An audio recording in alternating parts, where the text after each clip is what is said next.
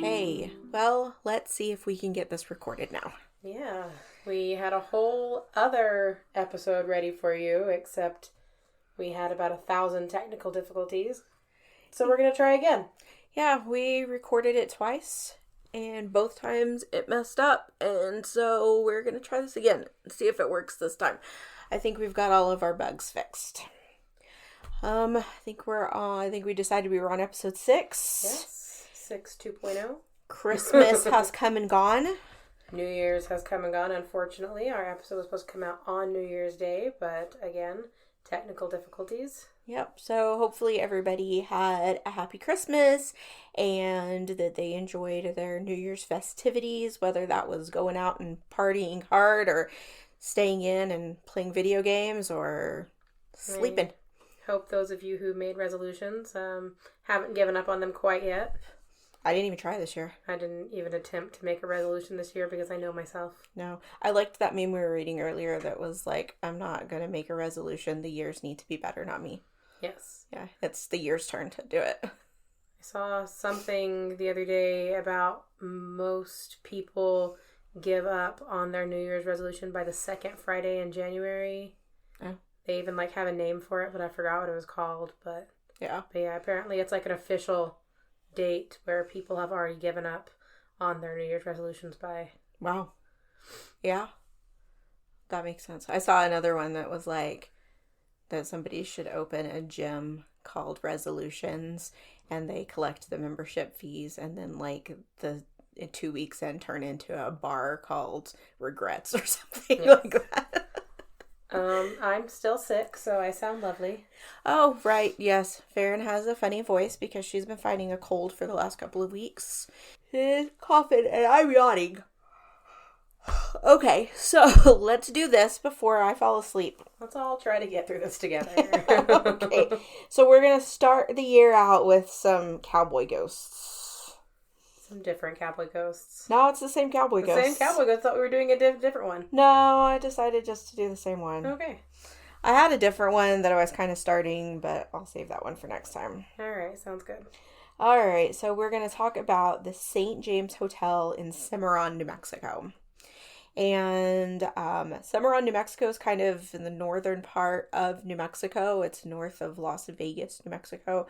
I've never personally been there. But it's not on the way to anywhere, so no one really has a reason to go to Cimarron unless they're going to Cimarron on purpose. Yeah, it's not really on the beaten path. It used to be, so this used to fall on the Santa Fe Trail, so it was a hip happening place in the 1800s when we were talking about the Wild West. And the St. James Hotel was built in 1872 by a French chef named Henry Lambert. He was the personal chef to President Lincoln until President Lincoln's assassination. Then he was out of a job. Very much so. And I don't know, so I got most of my information from Wikipedia about the history of the hotel. And an article called Legends of America, I think, and then from Ghost Adventures, because this is where I first saw this story, was in Ghost Adventures. But between Wikipedia and the Legends of America article, I couldn't tell. It said that President, oh no, I've lost his name now. One of the presidents that came after President Lincoln either encouraged Henry Lambert to... Farron's being disgusting with her tea right now. I'm trying to take a drink, but it's making horrible noises. Either encouraged him to be President Lincoln's personal chef or encouraged. Every time my computer does something now, I'm terrified that it's going to stop recording because that's what it did the other day. Okay, so sorry. So he either encouraged him to be the personal chef of President Lincoln or he encouraged him to move west to start his own business. To go west, young man. That's right. All right. So either way, he ends up in Elizabethtown, New Mexico, hoping to make a gold strike, which I think we all do. And after he found a little gold, which is more than I can say for myself. He opened a saloon and a restaurant. I have found literally none gold. Yeah, I've never found any gold. I don't know. Think of the people that gold rushed, hogged it all, because They must have. I've yet to find any gold in my lifetime. Yeah, even whenever we do like those gold panning things, there's not ever any gold in those Every things. once in a while there's like some pyrite, but That's fool's gold. that's what I'm saying. Like, that's the closest I've ever gotten. It's because we're fools. So we only find fool's golds. We're fools for thinking we're going to find any gold, especially at a tourist trap. That's correct. Especially after they have put those things into the sand for you to put into the thing to sift out. Yeah, they're not going to give us any gold. Okay, so this is Elizabethtown, New Mexico, which is same area of the state as Cimarron. And Henry Lambert caught the eye of Lucian B. Maxwell, who owned much of the part of the state that included Elizabethtown and Cimarron as part of the Maxwell Land Grant, which was the largest land grant ever made in the United States. So not just in New Mexico, but all of the United States. Like, this was the biggest one. So Maxwell talks Lambert into moving to Cimarron, where he went and he founded the Lambert Inn, which is later renamed the St. James Hotel. And he started with a saloon that quickly became popular with cowboys, traders, and miners and the travelers on the Santa Fe Trail. And also keep in mind, as we're telling the story, that this man is like a renowned French chef. Yes, which I think is funny considering what Cimarron is today. They apparently needed a fancy French chef, and nowadays you're lucky to get, a decent hamburger. I mean, I don't know. They might have great hamburgers there. We've never been. I just mean in those parts of the state in general, like, yeah, you're lucky to find food at all. I mean, and so when I was watching Ghost Adventures, they were talking to like one of the cooks in the hotel, because it's a hotel and a restaurant. Mm-hmm. And Zach basically made the point that, like, I mean, whether the ghosts are attacking you or not, like, you have to work here because there's no other place to work. So, I don't know. Someday we'll drive that way and we'll see what it actually looks like. Okay, so anyway, so it's moving and shaking because it's on the Santa Fe Trail. All the cowboys, all the traders, all these people are going through there. He added guest rooms to turn it into an inn in 1880. And some pretty notable names stayed there. So Wyatt Earp, his brother Morgan, and their wives stayed there for 3 nights on their way to Tombstone. Jesse James stayed there frequently, apparently, and he always stayed in room 14 and used his alias R.H. Howard whenever he signed in. Bob Ford stayed there, who eventually was the person who killed Jesse James. The outlaw Davy Crockett, not to be confused with the, like, pioneer Davy Crockett. Frontiersman. Yeah. This was a descendant of the original Davy Crockett, but this one was an outlaw. He killed 3 Buffalo Soldiers in the hotel bar in 1876. Nice guy. Yeah. Buffalo Soldiers were black soldiers, right? Yes. Okay. I thought so, and I was thinking that, but I didn't. As far as I know, those are the only ones that were referred to as Buffalo Soldiers. Okay. From what I can remember from, history classes in school, which were not great, so I could be wrong, but as far as I know, that's who the Buffalo Soldiers were. Yeah, I think so too. Do you know who Clay Allison is? Doesn't sound familiar. Doesn't sound familiar to me either, but like whatever, like on the list of names, he was on there and had like a link where you could go like read more about him. I didn't. Black Jack Ketchum, who was a train robber. Buffalo Bill Cody, who was a goat ranch manager for Lucian Maxwell for a time. He was there so often that he was asked to be Henry Lambert's son, Fred's godfather. And Buffalo Bill nicknamed Fred Cyclone Dick. Cyclone Dick. And only because he was born in a blustery snowstorm. No other reason than that. No. Just Cyclone Dick. Cyclone Dick. Just keep saying it over. It'll make it less bad. It'll lose all of its meaning, and then we won't have to worry about. Yeah.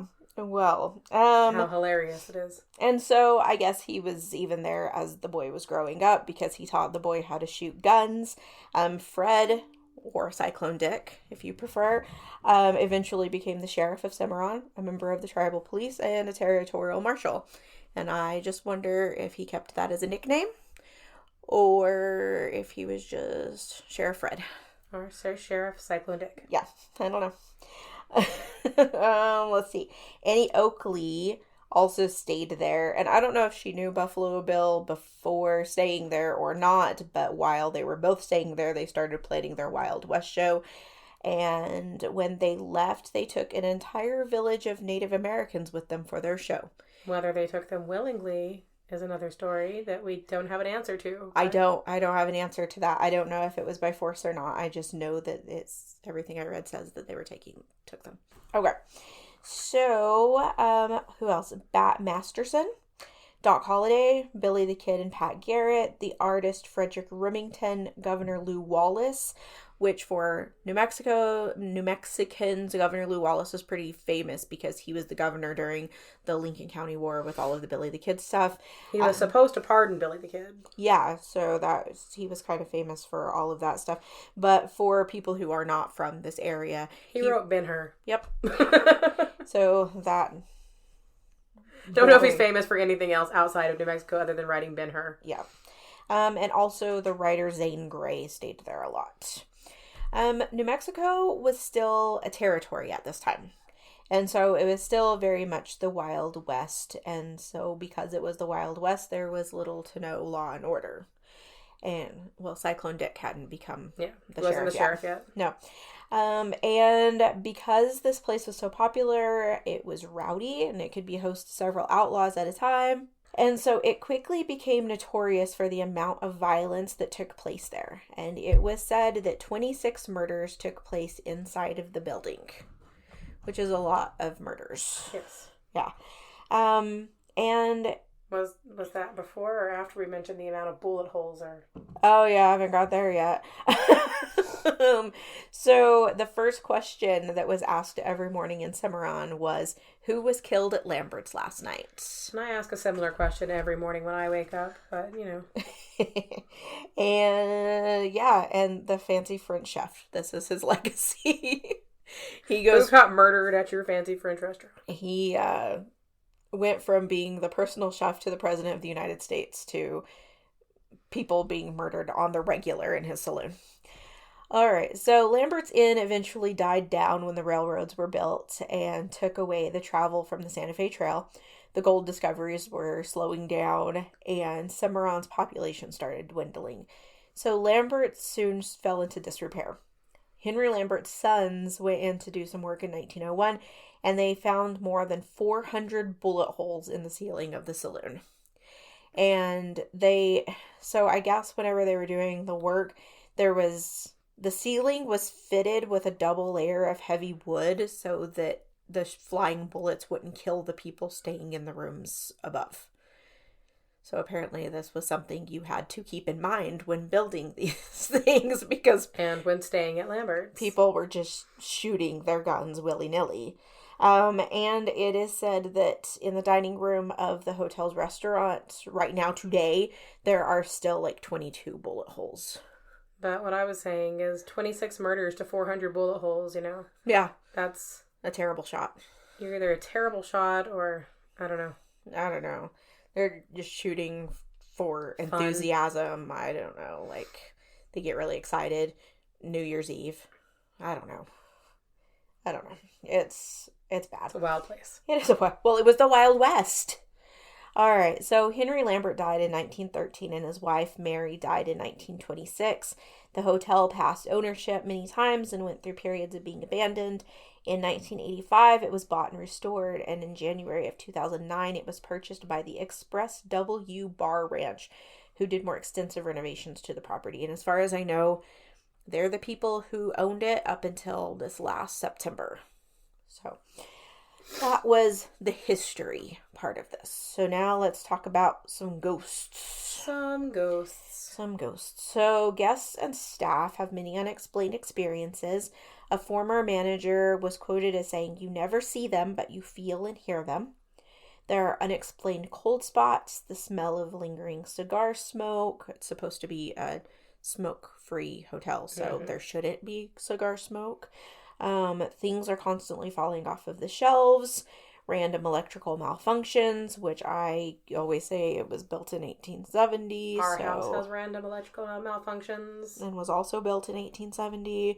So, and things falling off the shelf, that also is something that happens to us often just from the house being rattly. Yeah, so who knows? It could be ghosts. Sometimes we blame ours on ghosts, so there's always that. Lights turn on by themselves. The second floor seems to be the most active place for ghosts. There is, so there's the original building, that's the inn and the saloon part. And then they had, I don't know when it was built, but there's a more modern, like, addition that was built. And while I was watching Ghost Adventures, one of the housekeepers said that she and their boss were working in that room, and the TV remote flew from the dresser to the bed while they were cleaning. There, I guess, are some activity in the modern part of the building as well as the original part. Even there, though there were no cowboys in there. I don't think so. Yeah, I think it was built after that. So room 17 was Mary Lambert's room, and Mary Lambert did die in the hotel. I don't know if Henry Lambert died there or not, but Mary did. Her rose-scented perfume is often detected in the room. If the window is opened, a persistent tapping can be heard until the window is closed.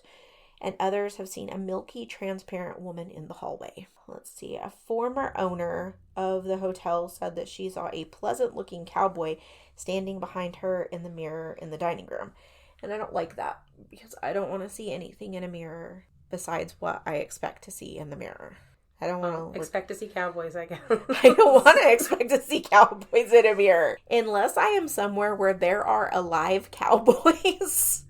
I don't want to see cowboys in a mirror. I don't want to see anything except my reflection and anything that I already know is behind me.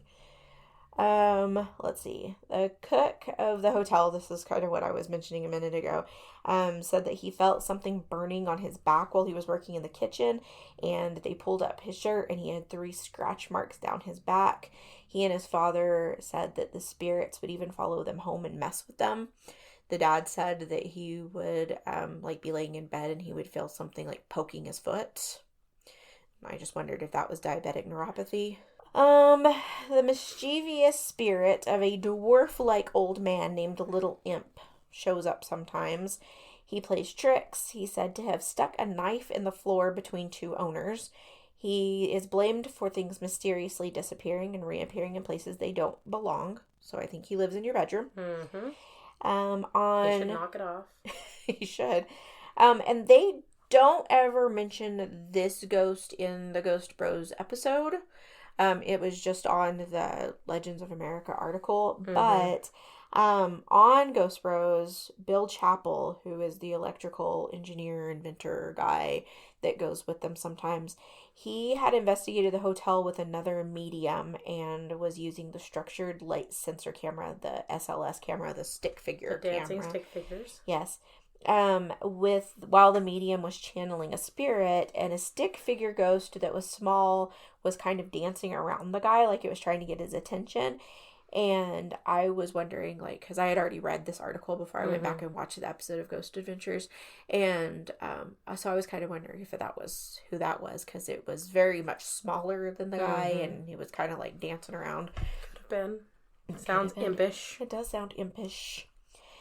Okay, so on Ghost Adventures, a cowboy shape, let me back that up again. On Ghost Adventures, there was another housekeeper who said that she was in the bathroom and a cowboy shape mist or shadow or something walked through the stall that she was in and then walked back through the stall that she was in. He didn't realize it was occupied. Maybe he should have checked the lock on the door. He's used to just walking through walls, I guess. Well, I thought it was rude. Let's see. I lost where I was. In the Legends of America article, a former staff member said that he was working at the front desk when he heard a loud shriek come from the corner of the room, and it startled him and he looked up. There was no one in the direction the sound came from, and there were other people in the room, and they didn't seem to have noticed the shriek. They were just doing whatever they were doing to begin with. All right. There also on that article were a couple of stories from readers. One of them was from the 1980s, or I guess this happened to the man in the 1980s. A man who installed payphones was in the area, and he had heard about the hauntings at the St. James from watching an episode of Unsolved Mysteries. And so he wanted to stay at the St. James Hotel because he had heard about how haunted the place was after seeing it on Unsolved Mysteries. The first time he stayed in the Zane Grey room, and there was a little mirror hanging on the wall that was swinging back and forth. And he went over and he stuck his finger up against it to make it stop. And then he looked in it hoping that he would see a reflection. He's the opposite of me. Mm-hmm. He wants to see a ghost in the mirror. I don't want to see a ghost in the mirror. He was hoping to see a ghost in the mirror. He did not see a ghost in the mirror. But he had made the little thing stop swinging. And so he walked away. And then he turned around and he looked at it and he said something like, "Oh, you don't want to play anymore?" And it clicked a couple of times again. And then it stopped. He stayed several more times without any incident, but he claims that he always wanted to play poker in the poker room of the hotel, which was down the hall from his room. So on his last stay, he heard some voices calling out names of poker games, and he went down there, and there were 3 men and a woman all in period dress sitting around the table playing poker. And they asked him if he wanted to join, but he didn't have enough money for the buy-in, and he went back to his room. The next morning, he got up and he glanced in the room as he was going downstairs, and it was empty and clean. He asked the person at the front desk as he was checking out if there had been any big winners in the poker game from the night before, and the clerk was confused because there was no poker game, and he was the only guest staying in the hotel that night. Well, and like we mentioned before when we recorded this the other night, some people think that things like this aren't necessarily a haunting. It's that, you end up in basically a parallel universe that's happening in that time period, because time is, supposedly cyclical or circular, right. Not linear. And so you can slip into these parallel world type things where you're actually stepping into a time when this is still going on. And so you look just as weird to them as they look to you. And right. And so it's like you're seeing ghosts, and but they're also seeing ghosts. Yeah. So that would be weird.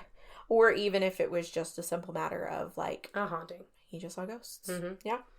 But he did say that he was disappointed that he hadn't stood there and talked to them longer, because if they, really since they had didn't been ghosts, technically exist in his time, or, were ghosts or whatever, then... And he was interacting with them, because he said that he asked them, they asked him if he wanted to join. He asked what do they call it? The ante?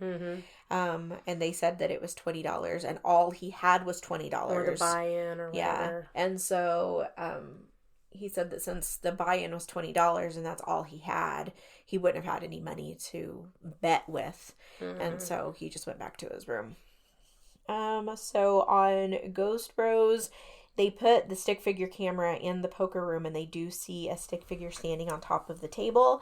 Later, Zach and Bill, the electrical engineer, not Billy, are sitting at the table, and they get some EVPs. Zach says, "Hey, TJ," which we're going to talk about TJ in a minute.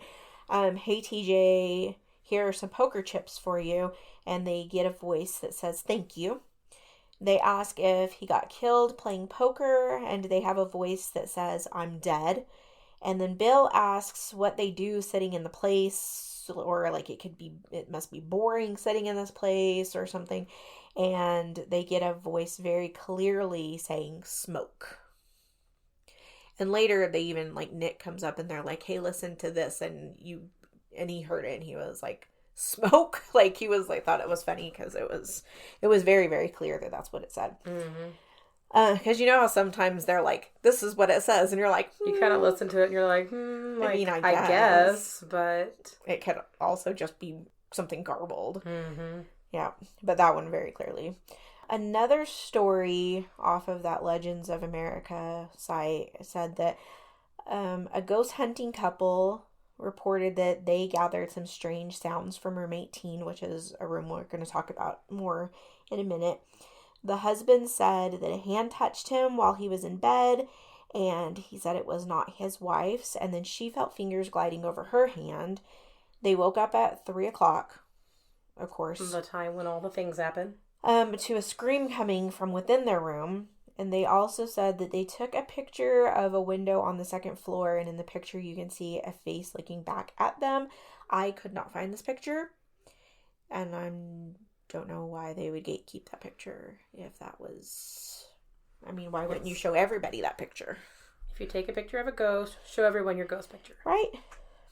Alright, so as Zach and crew are checking the cameras, so the cameras are all positioned in the place, and they're in like their nerve center or whatever, and they're like checking all of the things to make sure they're recording correctly. They notice that a chandelier is swinging outside of room 18, and you can see it. The chandelier is swinging, and there's nobody around. Nick was supposedly by himself upstairs in another part of the hotel, and he goes back to that area, and he sees the chandelier swinging, and he says that it wasn't swinging when he walked by earlier.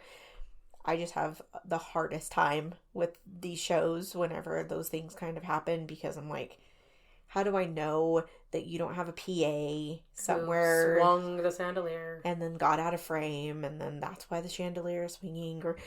Or even in other cases, like, how do I know that you don't have somebody upstairs dropping something to make a loud bang when you're in another part of the building? Like, you say that you're the only people in the building. I don't have proof of this. Yes, which is my problem. I want proof of everything. I need to be there, okay? I need to do that Harry Potter spell where they check to see if there's like humans in there, and then maybe I will believe that it was a ghost that dropped the ball. Yes. As I often do. Yes. Let's see. So, a guest had fallen on the stairway of the hotel and was hospitalized with severe head injuries. And the story goes that she was getting ready to go to her room, and someone told her, "Don't let TJ bother you." And she responded with, "Oh, I'm not afraid of him." And I guess she said some other taunting words and things like, "I don't believe in ghosts, and if you're here, bring it on." And when she was going up the stairs, she felt like someone picked her up underneath her arms and threw her over the banister. And that's what happens when you taunt a ghost. You get yeeted off the stairs. And this was the moment when we originally watched Ghost Adventures that I said, this is why I won't go there. I don't want to get yeeted by a ghost. Because even if we weren't staying in the hotel, somehow I would end up going up the steps and making TJ angry, and he would throw me off of the staircase. And so, yeah. She immediately started apologizing to the ghosts when she regained consciousness, and said that she believed in them. I now believe in ghosts, now that I've been yeeted off the stairs. Yes. Now I totally believe in ghosts. So during the Ghost Adventure walkthrough, Zach, of course, attempts to taunt TJ to get him to throw him off the stairs, but he doesn't get any readings or anything. Let's see. Room 18 is said to be the most haunted room in the hotel, so this is where we're going to talk more about TJ. It's so haunted that apparently it's padlocked shut. They don't let anybody in there. TJ seems to be pretty angry and mean and throws people off of staircases. That's his room. You can't have it. Yes, and so they do consider it to be an occupied room, and they don't stay there. A housekeeper said that when they did let people stay in there before, that people have gotten sick or died after they stayed there. It is haunted, like I said, by the spirit of Thomas James Wright. They call him TJ in the hotel. And the story is that he was playing poker with Henry Lambert, and he won the deed to the hotel in the poker game. And he was walking back to his room, and when he was right outside the doorway, he was shot in the back, and he crawled in his room and he died. which I guess would make anybody angry. I would be a cranky ghost who yeets people off the stairs too if not only did I get cheated out of the hotel that I won, but then I got shot in the back. And yeah.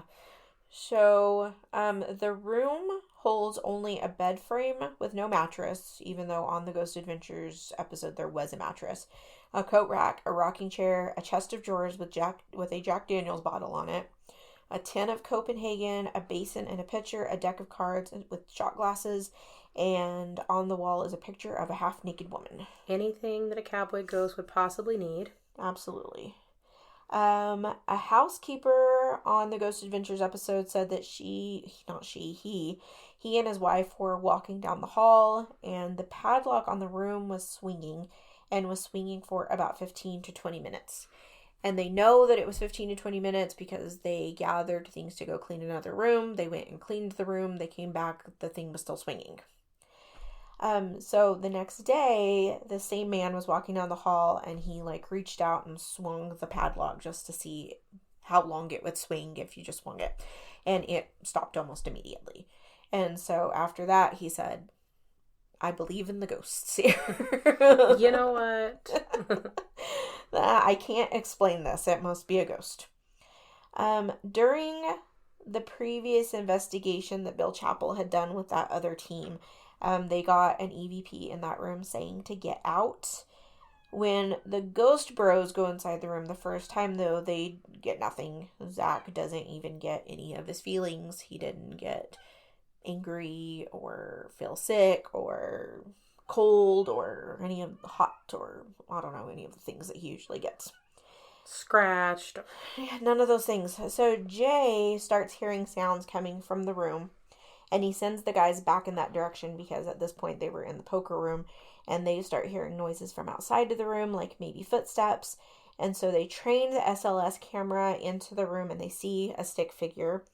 And this is one of the cool ones because this is where Zach asks the stick figure to raise its hand, and it does. And then he asks it to put its hand back down, and it does.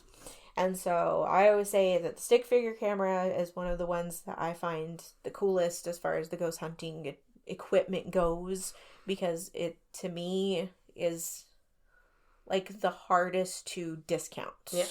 It either has to be completely faked or it has to be 100% real because...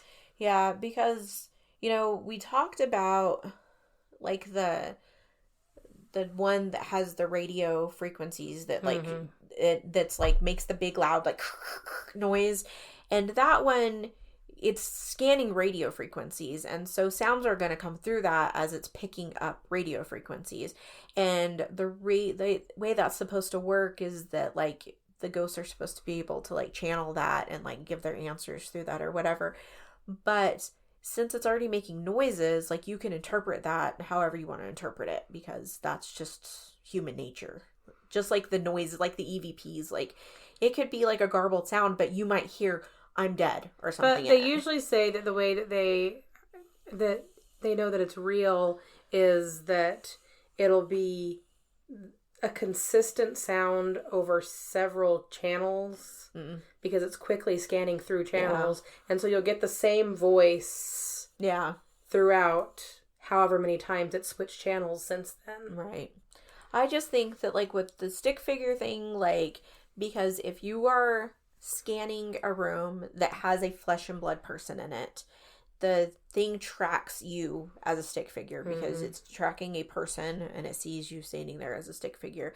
But if there's nobody standing next to you, but there's a stick figure there, it's tracking something else that's humanoid, and there may be nothing there but a blank wall. And so, to me, that's the one that I think is cool, because I don't know how else to explain that other than they would have to just be really good actors and, edit it in there later. Mm-hmm. But especially, we've mentioned before, the ones where they're obviously doing something in the situation that a person who had been there in the past would be doing in that situation. One time, On one episode, they show a bandstand, and you can see several stick figures that look like they're playing musical instruments. Or they're at like an army hospital one time, and one of them is laying on the bed, and you can see a stick figure next to the bed, like trying to operate or like check vitals or something on whoever's laying on the bed. Like, right. And so again, that would have to be completely edited after the fact. But in the moment, those guys would have to be acting and saying words to have somebody go in and like edit that into the picture later. So to sum up, I think the stick figure one is cool. So let's see, where was I? So Aaron was still down in the poker room while they're doing this.